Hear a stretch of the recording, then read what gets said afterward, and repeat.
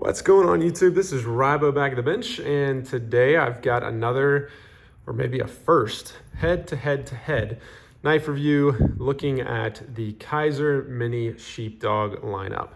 So these are three of the different Mini Sheepdog versions that I just happen to own at the same time. And so I figured I would just do a quick video kind of talking through my likes and dislikes and which one I'm gonna land on. It's gonna be that one. But just for some history, this is the G10 version. This was my first Kizer Mini Sheepdog, which if you've watched the channel for a while, you've probably seen the review of this. Got this for Christmas a couple years ago, and I really like this knife. Just a really neat knife and really made me a Kizer fan. So I got this one and did have some issues with it, but overall thought it was really cool.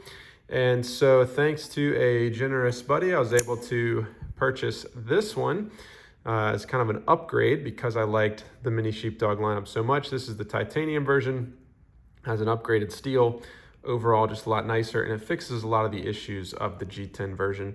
So I got that one a while back and I love that knife.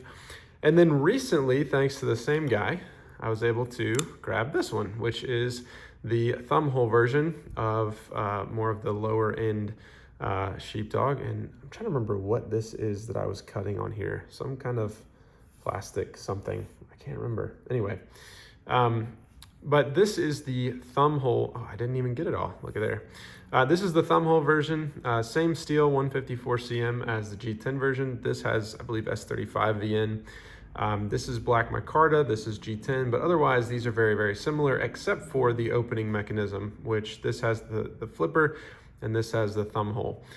So I have gotten a chance obviously to carry these two for quite a while, but to carry this one recently and just kind of wanted to talk through the different Mini Sheepdogs just in case you're looking to purchase one of these, just kind of give you my thoughts and what I would do. At the end of the day, I guess before I even get into it, if I were to summarize, it's interesting because both of these have pros and cons. So there are some things that are better about this one, some things better about this one. If you were to merge them together, I think you would probably create the perfect budget Mini Sheepdog. But this one to me is just near perfection. This is great, but it's also probably double the cost. Let's go ahead and start with, let's just go back in history, right? So let's go back to this one. So if you've ever tried one of these or if you've watched my review, my main complaint with this one, besides the fact that the pocket clip is really not stellar, the main complaint that I have about this one is this area right here. So when you go to disengage the lock, that lock bar is just super hidden. You can't even see it really. I mean, I guess you can a little bit. You can't see it. It doesn't have any jimping on it. It doesn't come out at all. It's very difficult to access. So you have to really get your thumbnail in there to disengage. And then when you do that, if you're doing that, this bit right here tends to just ram you in the thumb there. Not super comfortable. And so while the action I think is really good, the ergos are really phenomenal. The G10 is that perfect kind of semi-aggressiveness without being uncomfortable. The opening and closing, well really the opening's fine. The closing is really subpar and has always kind of driven me crazy about this. But otherwise, a fantastic knife.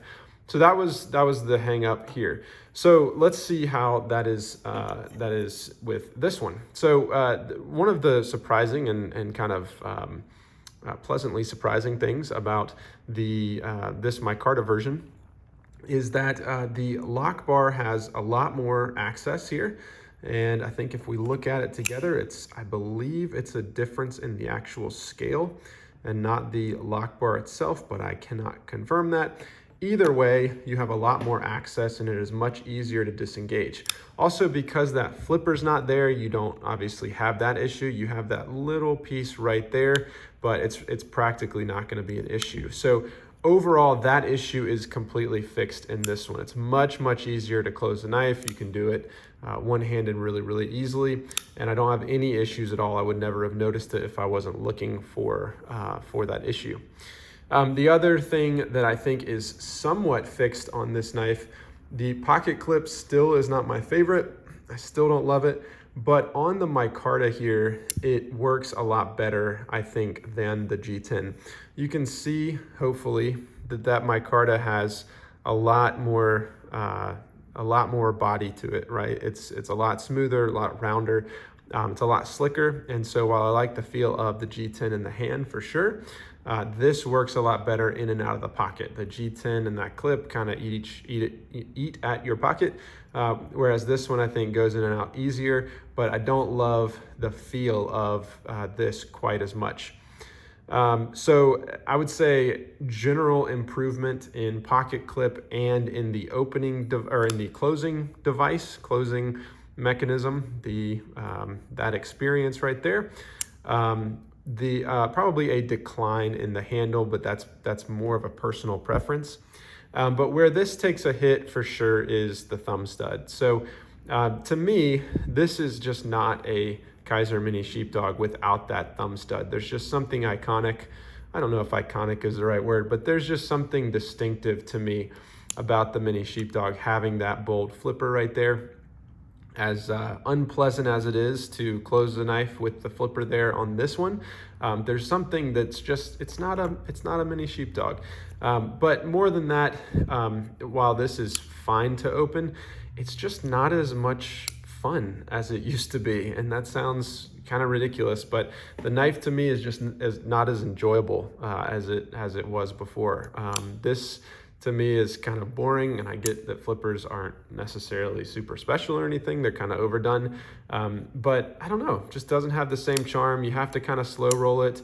I guess you could flip it out like that, but I just don't really enjoy the thumb hole on here. I think a lot of people are hopping on this, I don't know if you want to call it a bandwagon, but a lot of people are doing this kind of elongated thumb hole in recent years, and I think that's maybe a reaction to everyone doing flippers a couple years ago. But for this knife and something so small like this, I personally definitely prefer the flipper. However, I prefer this knife out of all three, and you know, it makes sense. It's probably double the cost.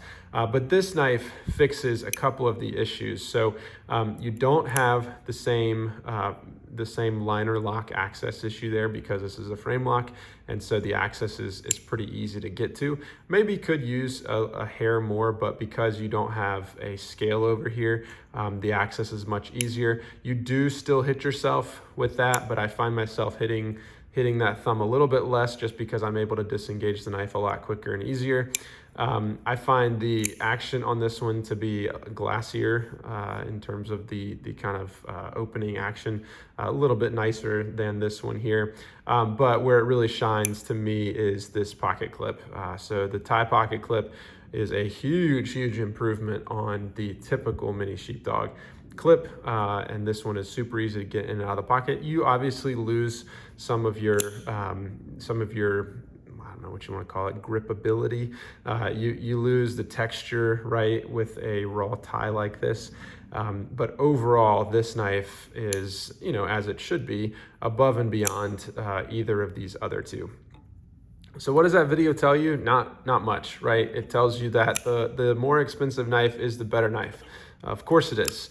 It tells you that I prefer this one after trying these two. Of course I would, right? It's a much nicer kind of upgrade version of the Mini Sheepdog. But if I were to pick between these two, which one would I pick? Well, if I could, I would just mash them up together and create the perfect Mini Sheepdog that I would carry for infinity.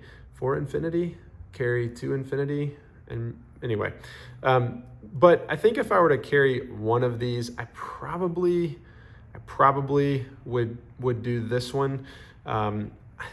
There's something, I don't know, I think I just like when it comes to micarta like this versus G10, I have a tendency to go to the G10. I like a rawer, I like a more raw, burlappy type micarta, something with a little bit more texture.